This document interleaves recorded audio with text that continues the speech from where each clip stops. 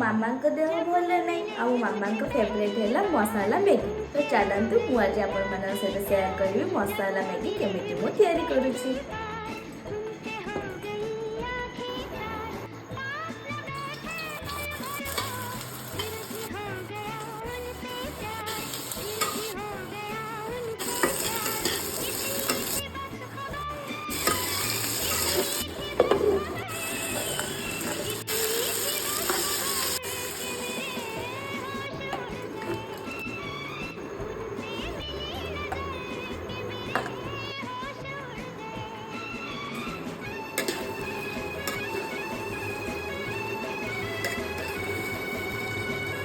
favourite masala Maggi